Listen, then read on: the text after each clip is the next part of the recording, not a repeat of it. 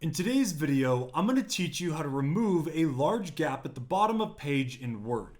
If you're working on a document in Microsoft Word and a massive blank gap suddenly appears at the bottom of your page, forcing your text onto the next page even though there's clearly room, it can be incredibly frustrating.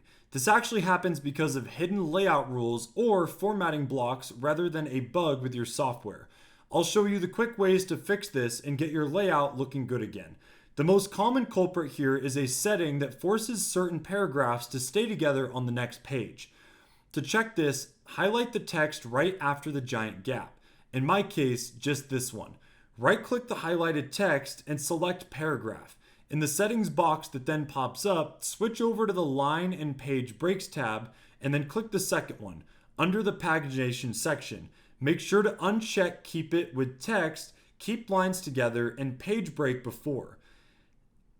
And then click OK after those changes are made. If any of these settings were forcing your text to jump down, your paragraph will instantly slide right back up to fill that gap. If that didn't work, your page might have its vertical alignment centered instead of starting from the top. Click anywhere on the page with the gap, head up to your top menu and click on the Layout tab. Look for the Page Setup group, that is the first one, and then click the tiny arrow in the bottom right corner of that section to open the advanced window right here.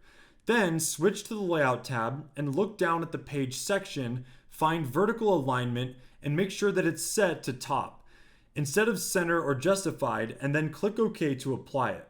And finally, you might have a rogue page or section break hiding in your document. Go to the Home tab here and then click on the paragraph symbol, and this will show you hidden formatting marks. Look closely at the empty gap. If you see a dotted line that says page break or section break, click your cursor right inside and delete it. And just like that, your text is back to exactly where it belongs. If you guys found this video helpful, make sure to drop a like and make sure to check out our other tutorials.